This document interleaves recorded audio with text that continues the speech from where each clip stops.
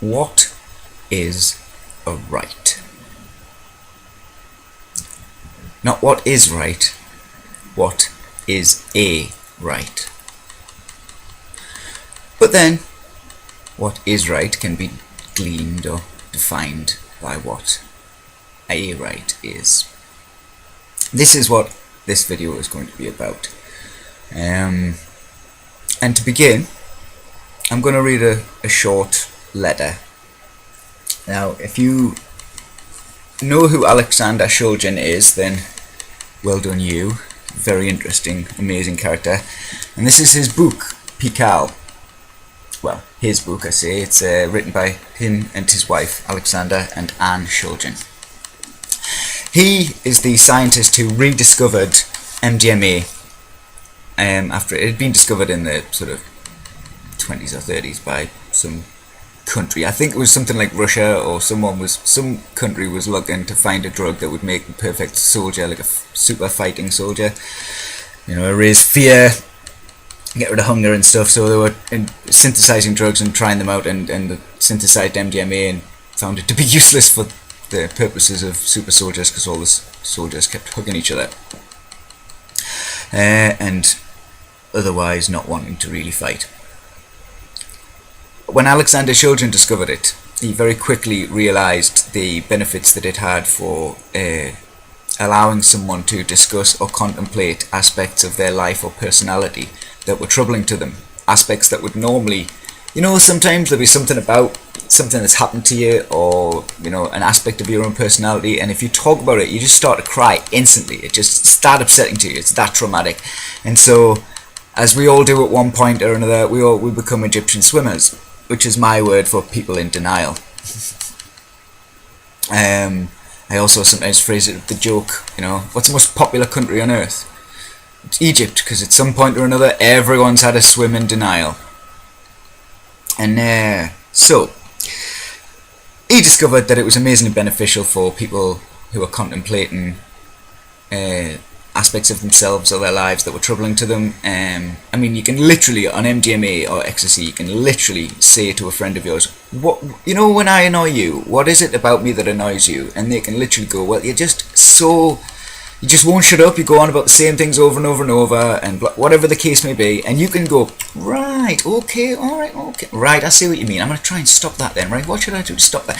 You just think about things in a very matter-of-fact manner, even though what people are saying about you is you can be a shithead sometimes, or you can be annoying, or there's a part of you that I don't like. And that's normally troubling to hear to most people, and it's so much easier when you're on MDMA. Don't get us wrong, you can't just take MDMA and go and have this conversation with any old random person. The friend has to be a good friend, a genuinely good, not just someone you think of as a good friend, but someone who actually is a friend and understands what friendship is about. That old phrase, a friend in need is a friend indeed, that's true. It's like, your friends aren't your friends unless they can turn up on your door in need and go, I've got no one, I've got nothing, I need help, please help me, give me shelter, give me food, whatever the case may be. Like, that's what friends are for. Otherwise, what is the point in having friends? If you can't rely on someone or ask for help when you need it, what's the point in friendship at all? And so, this book, Pikal, amazing book, I very much recommend it, but it ends, well, it doesn't end, it's two parts. First part is the biography of Alexander Shulgin, and a similar biography, but obviously not quite as detailed, of his wife. Or his second wife, sorry, because his first wife died. And then the second half of the book is literally the chemical instruction manual. I'll show you. If you can see if I can get it to focus. The chemical formulations and so on. It's literally the how to make the drugs that he's invented or discovered. And he ends the story part of the book with a letter. And he basically read this letter out to a group of students that he was teaching, because so few of them seemed to appreciate what the laws about drugs really represented. These aren't laws about, I'm going to get into, as I said at the beginning, what is a right and what's a wrong, and so on and so forth, but to cover an aspect that I'll be covering in more depth later, Nothing can be a crime, or a wrong for that matter, but it's a crime. Nothing can ever be a crime where there is no victim. And you hear this said, oh, victim is crime, victim is crime. Exactly. So, someone taking a drug can never be a crime. No matter what the laws of any government say, it can never be a crime, because there's no harm caused.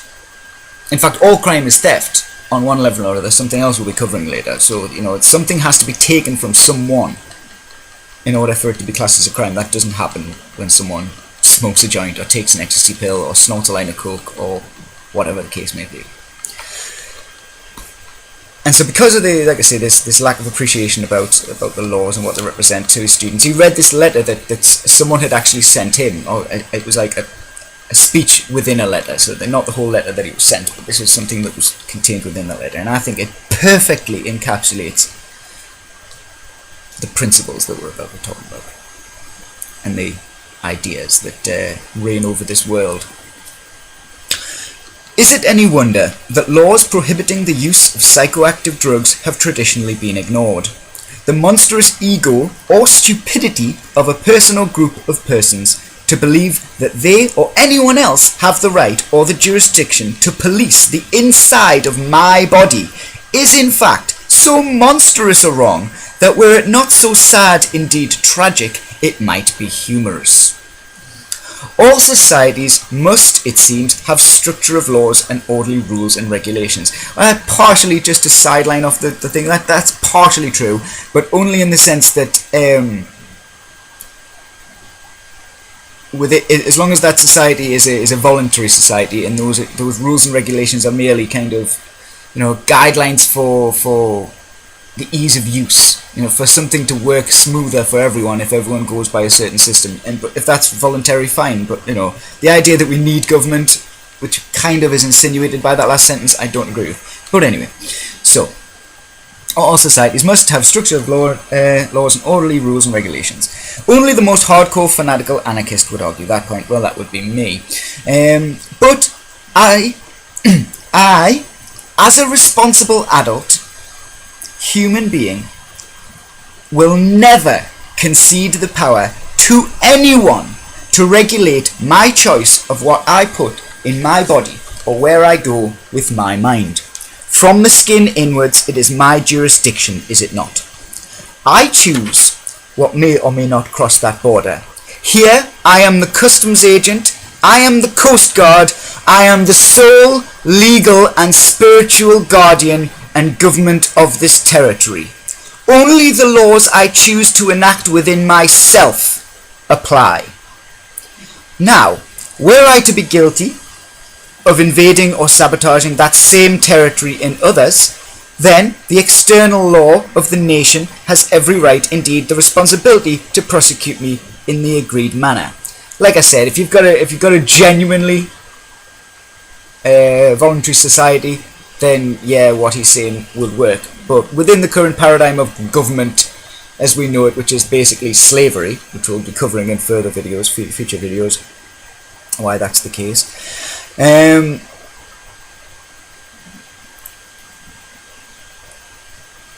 the case of the slavery system we've got now, it just doesn't apply. What needs to be applied is the knowledge of natural law, which is that, like Mark Passo gives a great example, which I always was one of the things I really liked, because I've been saying this for years, and then he kind of, nailed it on the head and made us realise just how right I was, if you know what I mean. So I've become a lot more vocal about that opinion, and that is to say, if someone jumps out at you and pulls a knife and says, "Give me your money," and then you pull out a gun and shoot them, how many wrongs were committed in that instance? And most people have been trained by modern society because of this. Well, no, you've got to call the police. You've got to call the government authorities have got to come deal with it. You can't deal with it on your own, you silly little Billy. So, because of that bullshit attitude we've been raised on, people think, oh, 2 wrongs were committed. He shouldn't have pulled the knife on you and tried to rob you, but you shouldn't have shot him. Bullshit! Bullshit! You threaten my life, I have the right to defend my life with deadly force. You might just be some junky fucking idiot who just gonna, pull a knife, go give us your money, and maybe if I said, no, fuck off, you would go, alright, okay, and run off because you were so cowardly. Anyone stands up to you, and that does happen sometimes, you give them a slap and they'll run off kind of thing. But, in most cases, someone who's lunatic enough to actually try and rob you with a knife would probably stab you with a knife. And so, the moment they've pulled that knife on you, your life is in danger, and if you've got the ability to repel them somehow, even if that means shooting them. Now, fair enough, I will say this. If someone pulled a knife on me, I wouldn't shoot to kill. I would shoot them in the knee. I would want them to limp and hurt forever for daring to try and break, not daring to try and break my natural law rights, but daring to try and break anyone's natural law rights. You've got the right to do what you want as long as you're not fucking harming anyone. That's basically what we'll be covering in more detail shortly.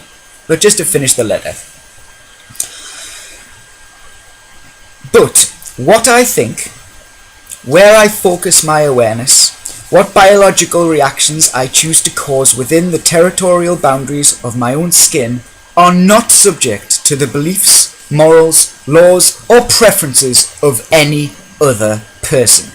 I am a sovereign state, and I feel that my borders are far more sacred than the politically drawn boundaries of any country.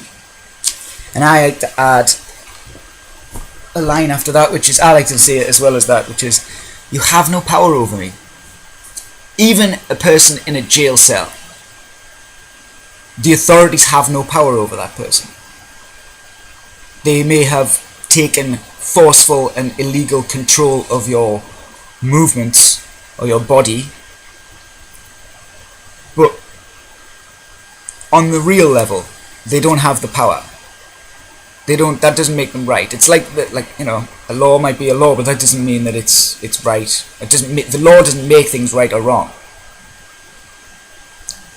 Anyway, so a bit more detail now then. What is a right? Well,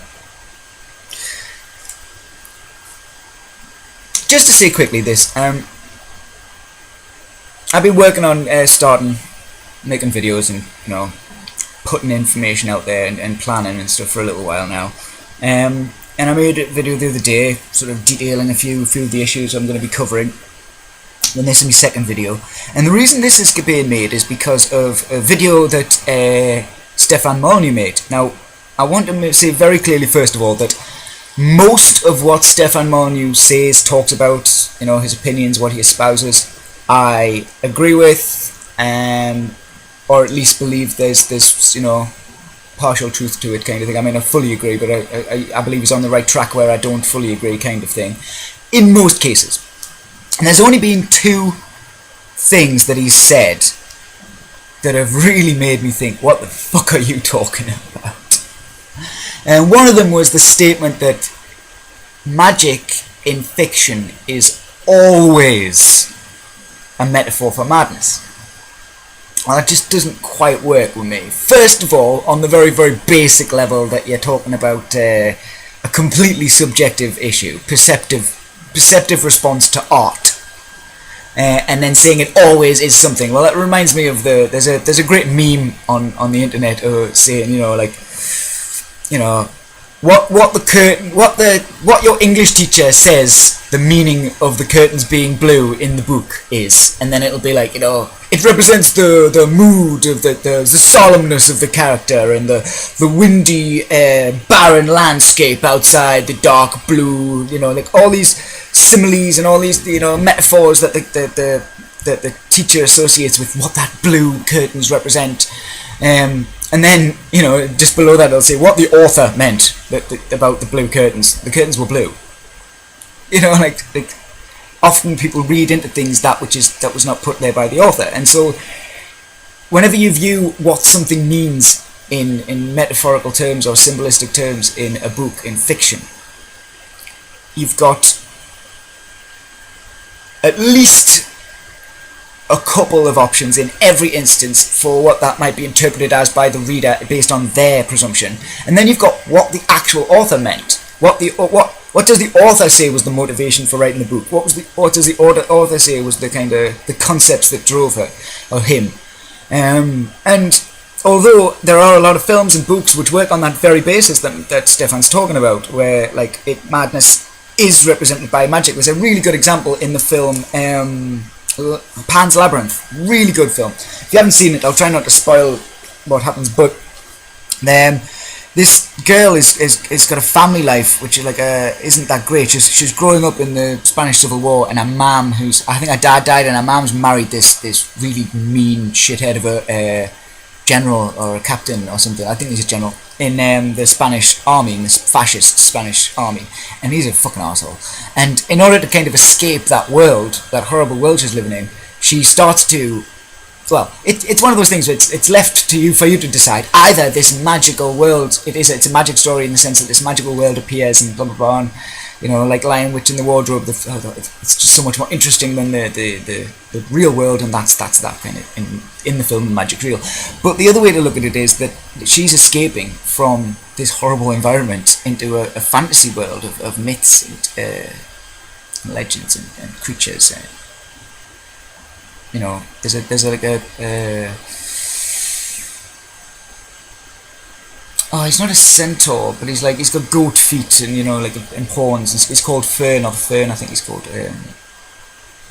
Anyway, the point is that she goes off into this magical world and blah blah blah, and it is blatantly, at least, it might not definitely be, in the sense that, you know, it could be just a story about magic, but it's fairly obvious to someone, based on certain things that happen, someone like me, someone thinks certain things that happen in the film, that this is her escaping. This is her escaping into another world, kind of thing. And so, yes, the metaphor that Stefan talks about is perfect for that. I'm just going to move this up, actually.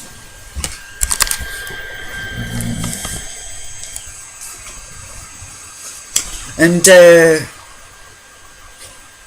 but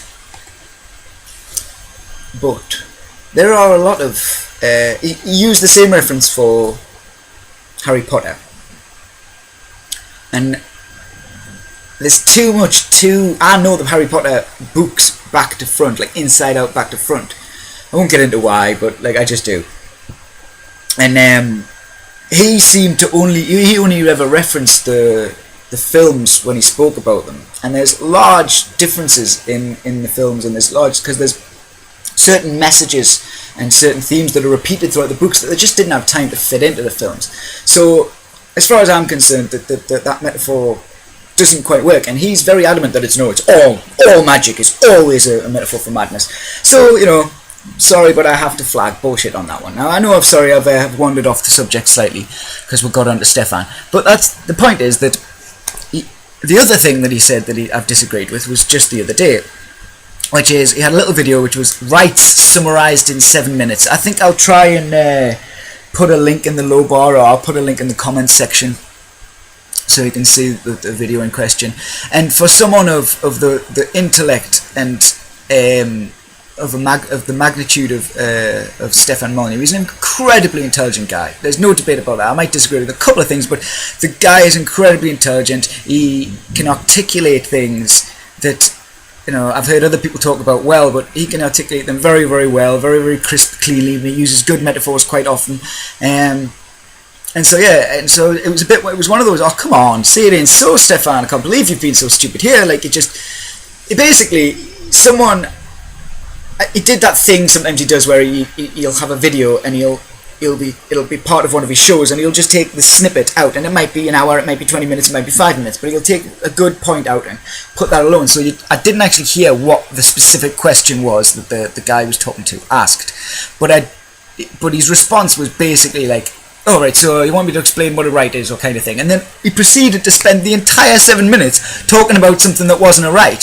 He was talking about someone who thought they had a right that wasn't a right, and looking at it from that perspective, and explaining about teacher tenure in California, because something like, I think he said 18 months. If you've been a teacher for 18 months, you can't get fired after that, and it's the amount of bad teachers in California is just ridiculous because of this stupid teacher tenure that they get.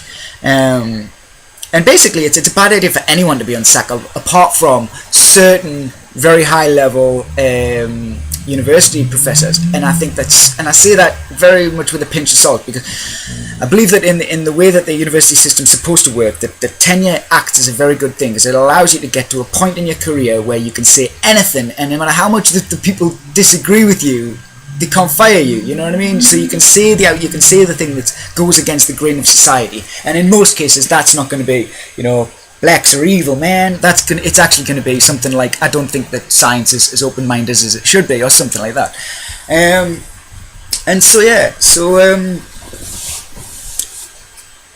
It explained this whole video, the whole rights thing, through this perspective of these teachers who thought they had the right not to get fired. Well, that's not a right. That comes under the extended right of the free right to contract that exists between all adult human beings.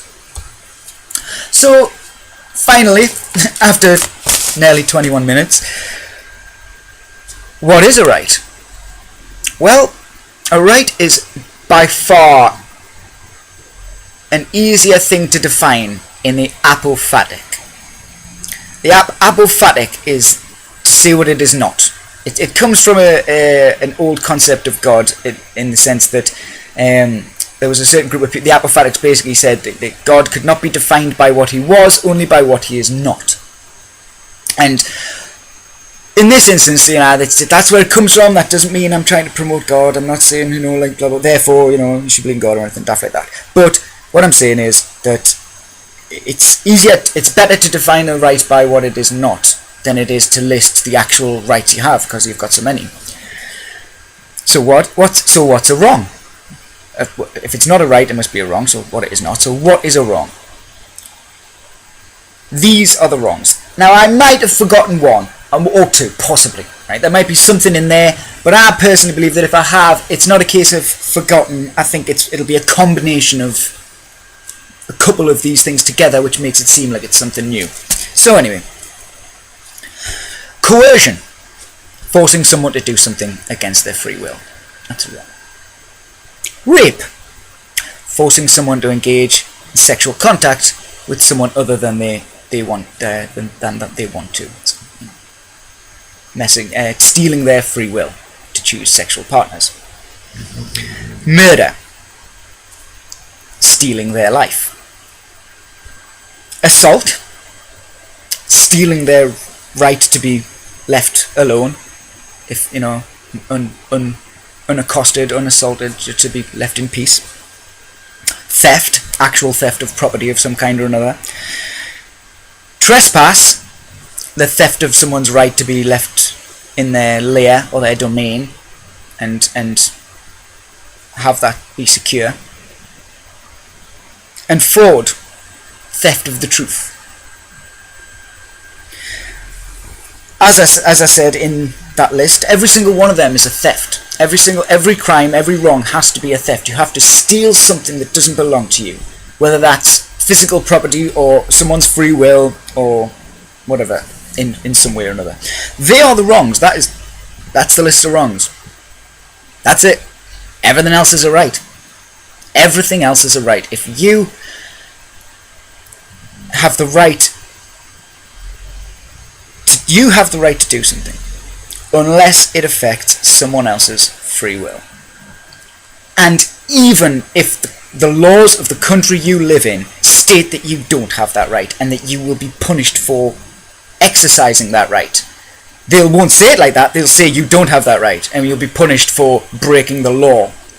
But that's not true. You will be punished for exercising a right that some bullies have decided they don't want you to exercise.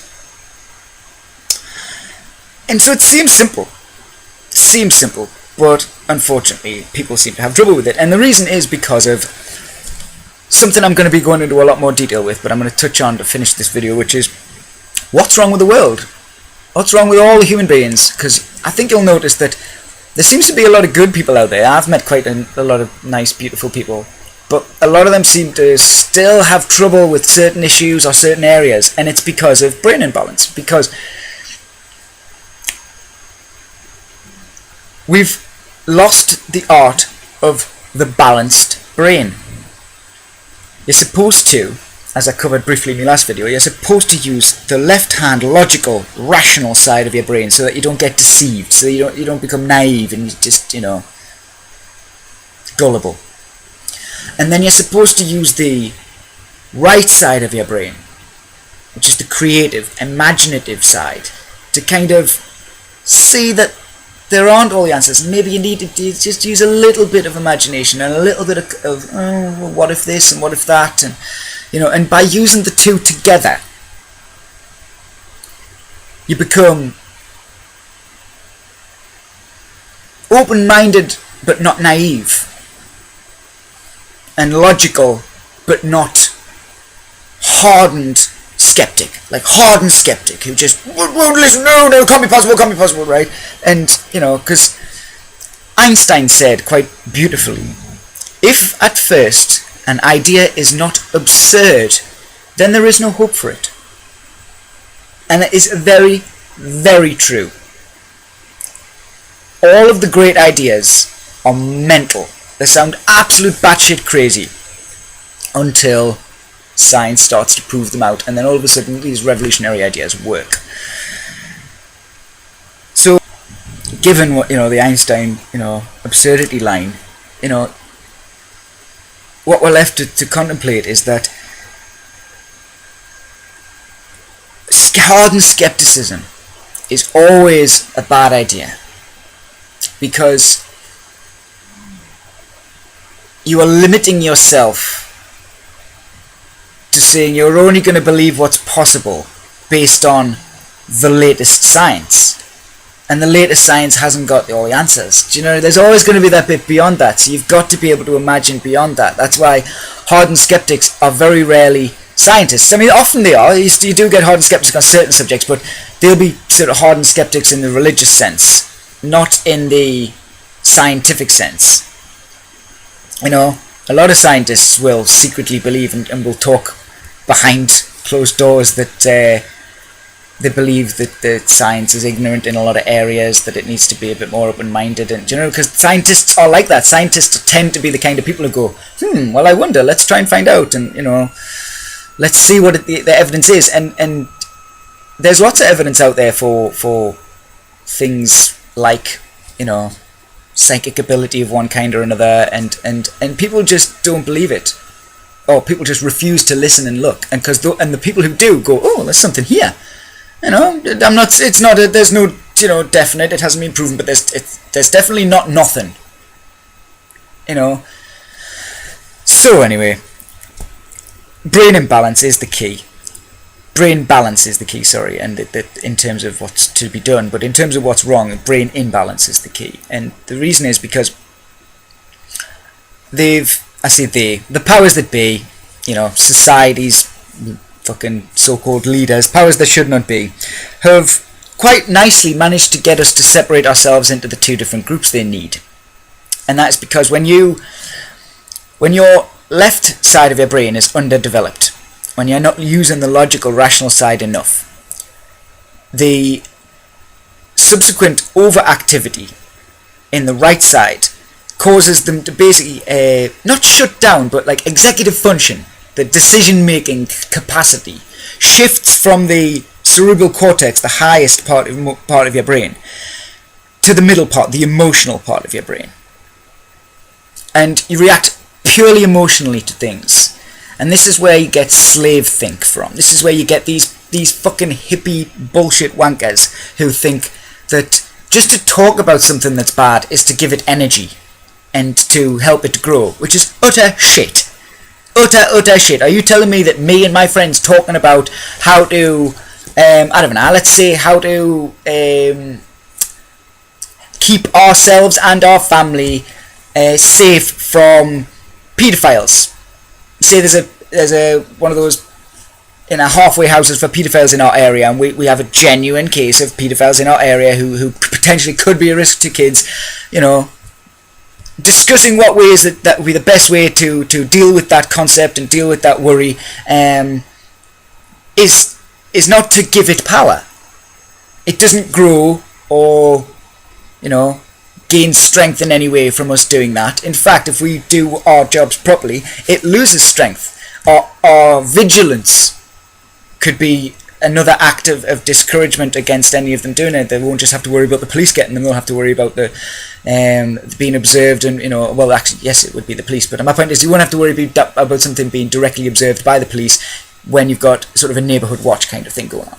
And that's just an example out there, pulled it out my arse. So, I haven't genuinely got a paedophile rehabilitation centre in my area. But my point is that I've been around a lot of hippie types who've got the attitude that, to discuss something that is negative is to give it power, and that's utter shit. In fact, the only way to ignore it is to give it power. The only way to remove power from it is to fucking discuss it and think about it and plan action and see if that action works, and if it does, increase it, and if it doesn't, rethink and come back at it. That's the only way things change.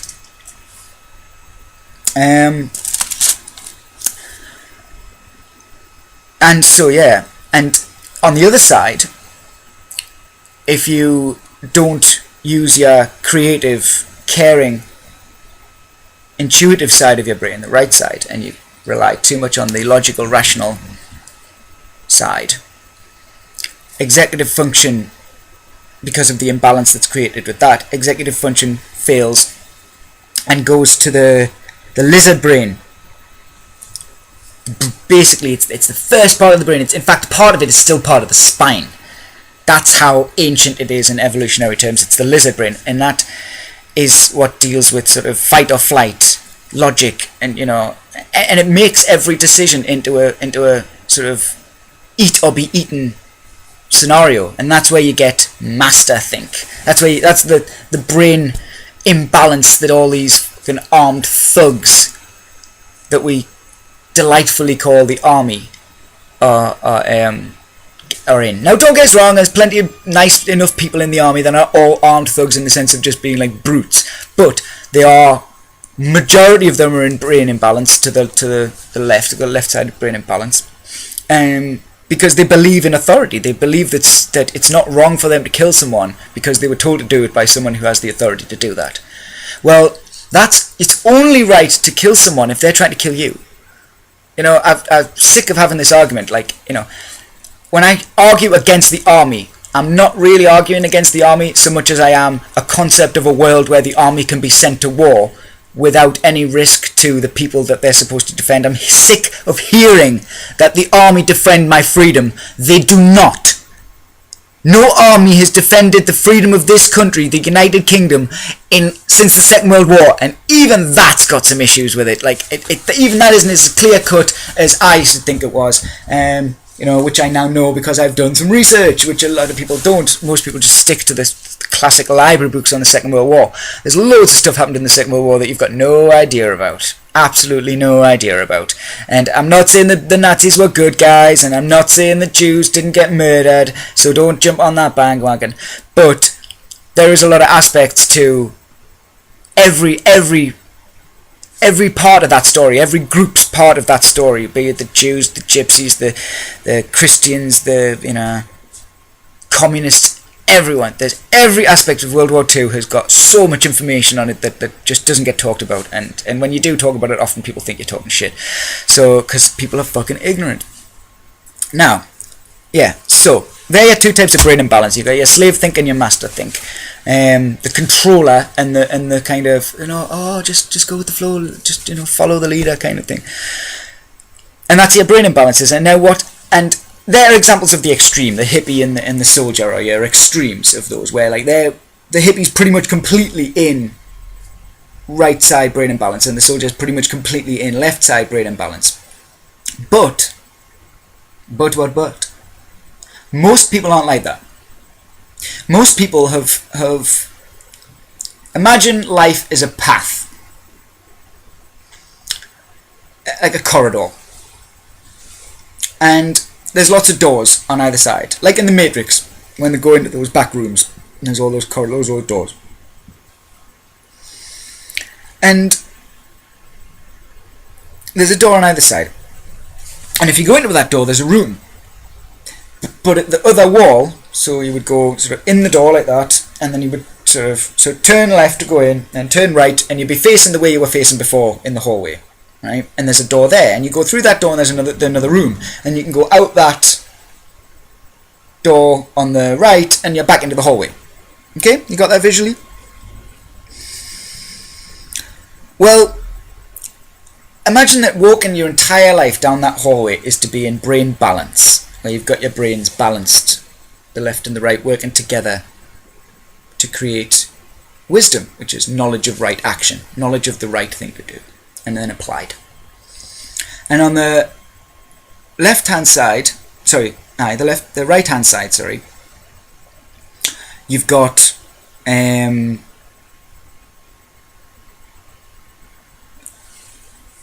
the right-handed brain imbalance rooms, and the left-hand side you've got the left-handed brain imbalance rooms. Well, someone like me would either be walking straight down the brain balance line, or in certain, let's jump back a couple of years to when I wasn't sort of as balanced as I am now, still leaning on occasion to one side or the other. I would be walking mostly down that corridor, but then occasionally I'd feel like I needed to go into that room and then come back out, or go into that room and come back out. So I'd slip into a brain imbalance, a left-side brain imbalance or a right-side brain imbalance, and then come back into the corridor and keep walking forward. And someone who really is well developed, like say Mark Passio, who really has got genuine full brain balance, he would just walk that whole time straight up the corridor, not needing to go in any of the rooms. Now your soldier would walk into the left-sided brain imbalance room and walk the whole distance through the rooms, from door to door within the rooms. And your hippie kind of mindset, complete passive character. That's also the worst aspect of male nature is the kind of dominator controller type. The worst aspect of of female nature is the just completely passive, doesn't mind, like the mob wife kind of scenario. Is fine that the money that is used to put food on her table comes from sort of the death and harm and manipulation of others. Doesn't really care as long as she's got hers, kind of thing. Completely passive, just it doesn't matter, I just go with the flow. So and you've got those two there. Now most people, as I said, that the hippie type or the submissive type would go the whole journey down that set of rooms. Most people aren't like that. Most people will go down the left side for a bit and then go, oh no, I need to go over the right side because there's some issue where they can't think about it like that. Like they might be a dominator type, but they might, for example, a policeman or someone in a similar kind of environment job, he will be a dominator controller type. He will have the control aspect going on, but then there will be areas of his job where he will have to be submissive, so that he'll go into well no, I've just got to do what I'm told, I can't argue, I can't stand, you know what I mean? And then once he's out of that environment, he's back to, well, no, now we have to do what I'm telling you. So yes, so there's even with extremes, you will still have, it's the yin and the yang, it's the male and female, isn't it? Like there's a little bit of the masculine inside every woman, and there's a little bit of feminine inside every man, and there's a little bit of the evil inside every good person, there's a little bit of good inside every evil person. It's, you can't completely remove one side of a spectrum, because it's a spectrum, hot and cold. It's, when you think about it, they're not different, they're merely the presence or absence of heat energy on the heat spectrum. And there's always a point in between where you can barely tell the difference between the two. You see? And so, yes, brain balance. And so because of that despite the fact that a lot of people are trying to be better people and trying to do the right thing, whatever that may be, and so on and so forth, the lack of understanding about how the brain works, how to use the brain, how to avoid falling victim to the brain deceiving itself. Like I said before, what's the most popular river in the world? Egypt, because at some point or another everyone's had a swim in denial. And it's one of the things, I'm going to have a t-shirt printed actually saying I ain't no Egyptian swimmer, because I kind of pride myself on constantly being brutal brutal to myself when I evaluate my character and I evaluate my mistakes and, you know, the things that I've done, and I can't go light on myself. I have to be harsh about what I've done, and I have to be strict with myself, because otherwise I can't be sure that I'll make any improvements, and I really want to make improvements in myself. I want to be a better person. I want to, you know, reach my potential, or at least come close to reaching my potential. And I know that that's got nothing to do with money, and I've known that for a long time. That's why I haven't really got a great deal, because instead of spending time trying to acquire cash, I was trying to acquire information, and there was just always something I needed to learn. I always knew that there was something missing, and it took a long time to find it. And it basically was natural law, the principles of natural law, which, you know, just,